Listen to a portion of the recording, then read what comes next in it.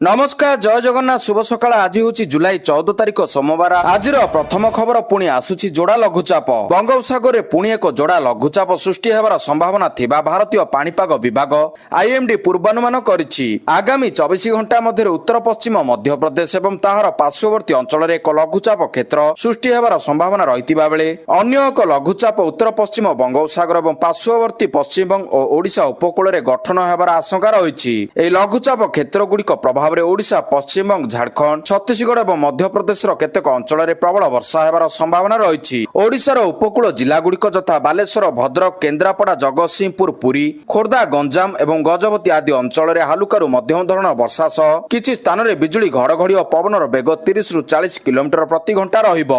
पाणीपाग विभाग पूर्वानुमान अनुसार लघुचाप गुड़िक पश्चिम उत्तर पश्चिम दिगरे गति करी आगामी 2 ରୁ 3 दिन मध्य झारखंड और उत्तर छत्तीसगढ़ आड़क अग्रसर हेबो। यार प्रभाव ओडिशार अनुगुल देवगढ़ सुंदरगढ़ केन्दुझर मयूरभंज और झारसुगुड़ा जिले में प्रबल वर्षा होबार संभावना रही। परवर्ती खबर पीड़िता भेटिले मुख्यमंत्री।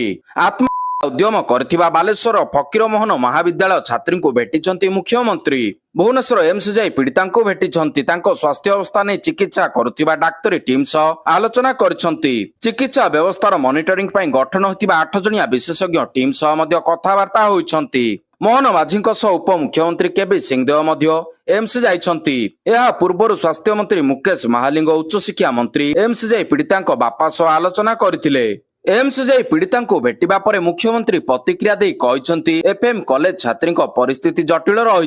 चिकित्सा चली दिल्ली एम्स भली चिकित्सा करा जाउछि। आगामी 24 घंटा गुरुत्वपूर्ण अटे। आवश्यक पड़िले दिल्ली एम्स को एयरलिफ्ट करा जाई पारे। परवर्ती खबर राज्यसभा 4 विशिष्ट व्यक्ति को मनोनीत कले राष्ट्रपति द्रौपदी मुर्मू। राष्ट्रपति द्रौपदी मुर्मू भारतीय संसदर उच्च सदन राज्यसभा 4 जण विशिष्ट व्यक्ति को मनोनीत करिसंती। एही मनोनीत व्यक्ति माने होउछंती प्रख्यात सरकारी वकील उज्ज्वल देवराम निकम, केरलर वरिष्ठ सामाजिक कार्यकर्ता तथा शिक्षाविद श्री सदानंद मास्टर, पूर्वतन वैदेशिक सचिव हर्षवर्धन सिंगला एवं प्रख्यात इतिहासकार डॉक्टर मीनाक्षी जैन। एमानक नामांकन संबंध केंद्र गृह मंत्रालय पक्षरु जुलाई 12 रे एक विज्ञप्ति जारी करा जायछि। परवर्ती खबर छात्री घटना राज्यपाल हस्तक्षेप लोड़िले नवीन पट्टनायक। बालेश्वर छात्री घटना राज्यपाल हस्तक्षेप लोड़ी विरोधी दलर नेता नवीन पट्टनायक। छात्री को न्याय देबाकू दाबी करछंती विरोधी दल नेता। कॉलेज अध्यक्षों आरंभ कर उच्च शिक्षा मंत्री एवं केंद्र मंत्री एवं मुख्यमंत्री पर्यंत बारंबार अभियोग जणाइबा सत्वे तांको न्याय पाइबारु वंचित थिले छात्री। एहा सह घटना को नहीं दुख प्रकाश करबा सह आरोग्य कामना करिसंती Naveen. Social media account X रे छात्री को आशु आरोग्य कामना करिसंती नवीन पट्टनायक। परवर्ती खबर सफल होची माओ दमन अभियान। हिंसा छाड़ी 15 मास आत्मसमर्पण कलेनी 15,000 माओवादी। छाड़ुछंती हिंसार पथ करुछंती आत्मसमर्पण। अस्त्र शस्त्र त्याग करी आगेइबे विकास पथरे। छत्तीसगढ़ रे माओवादी दमन क्षेत्र में यह एक बड़ सफलता। गत 15 मास मध्य राज्य में 15,000 रु अधिक माओवादी आत्मसमर्पण करिसंती। एने छत्तीसगढ़ मुख्यमंत्री विष्णुदेव साई सूचना देइछंती। सरकार को नूतन नीति अनुसार आत्मसमर्पण करुथिबा माओवादी मानकु समाजर मुख्य स्रोत रे शामिल हेबा पई समस्त प्रकार सहायता जोगाई दिया जाउछि। एहा सहित सुरक्षा बलर कड़ा कार्यानुष्ठान मध्य जारी रहिछि, जहां माओ संगठन को दुर्बल करिबारे सहायक हेउछि। मुख्यमंत्री साई एक सोशल मीडिया पोस्ट रे कहिसंती जे गत 15 मास रे मोट 1521 जन नक्सल आत्मसमर्पण करिसंती, जहां नक्सल प्रभावित अंचल में सरकार ऊपर बढ़ुवा विश्वास एक स्पष्ट संकेत। परवर्ती खबर तातिले विरोधी भुवनेश्वर लोयर पीएमजी रे बीजेडी और कांग्रेस रणहुंकार। एफएम छात्री उद्यम घटना रे तातिले विरोधी। राजधानी रे उभय बीजेडी और कांग्रेस विक्षोभ करिसंती। भुवनेश्वर लोयर पीएमजी रे बीजेडी और कांग्रेस पक्षरु विक्षोभ करा जायछि। उच्च शिक्षा मंत्री को बासभवन घेराव करिसंती। राज्य रे छात्री और महिला ऊपर बढ़ी चली विरोधी अभियोग आनिछंती। एहा सह मुख्यमंत्री को इस्तीफा दाबी करछि बीजेडी। सेपटे विक्षोभ स्थल बीजेडी नेता देवी त्रिपाठी और व्यामकेश राव को उठाई नेछि पुलिस। उद्यम करथिबा बालेश्वर फकीरमोहन महाविद्यालय छात्री को भेटिछंती मुख्यमंत्री।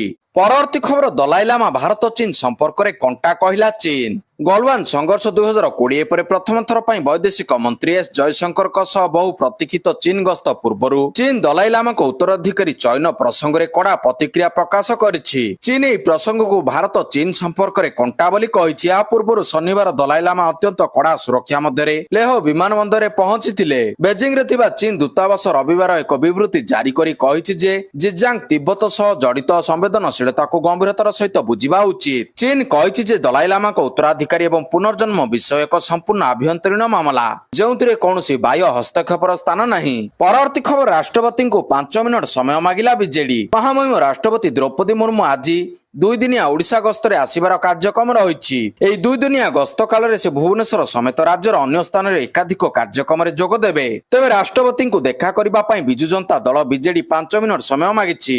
ରାଜ୍ୟରେ ଅରାଜକତା ଓ ଆଇନ ଶୃଙ୍ଖଳା ବିପର୍ଯ୍ୟସ୍ତ ହୋଇପଡ଼ିଛି ବୋଲି ବିଜେଡି ଅଭିଯୋଗ ଆଣିଛି। ଏନେଇ ରାଷ୍ଟ୍ରପତିଙ୍କ ସହ ଆଲୋଚନା କରିବା ପାଇଁ ବିଜେଡି ନିବେଦନ କରିଛି। ଓଡ଼ିଶାରେ ଏବେ ଆଇନ ଶୃଙ୍ଖଳା ସ୍ଥିତି ପୁରା ବିଗିଡି ଯାଇଛି।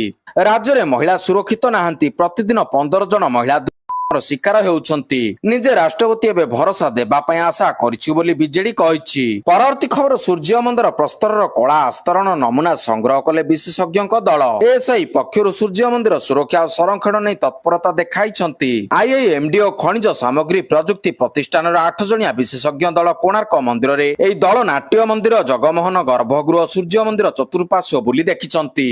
ଫଟୋ ଉତ୍ତୋଳନ କରିଛନ୍ତି। ଏଥିସହିତ କାରୁକାର୍ଯ୍ୟପୂର୍ଣ୍ଣ ପ୍ରସ୍ତରରେ ରହିଥିବା କଳା ଆସ୍ତରଣ ନମୁନା ସଂଗ୍ରହ କରି ପରୀକ୍ଷା ପାଇଁ ପଠାଇଛନ୍ତି। ଖୁବ୍ ଶୀଘ୍ର ସୂର୍ଯ୍ୟ ମନ୍ଦିର କାରୁକାର୍ଯ୍ୟପୂର୍ଣ୍ଣ ପ୍ରସ୍ତର ପ୍ରତି ବିଶେଷ ଧ୍ୟାନ ଦିଆଯିବ ଓ ଏହି କଳା ଆସ୍ତରଣ ସଫା କରାଯିବ।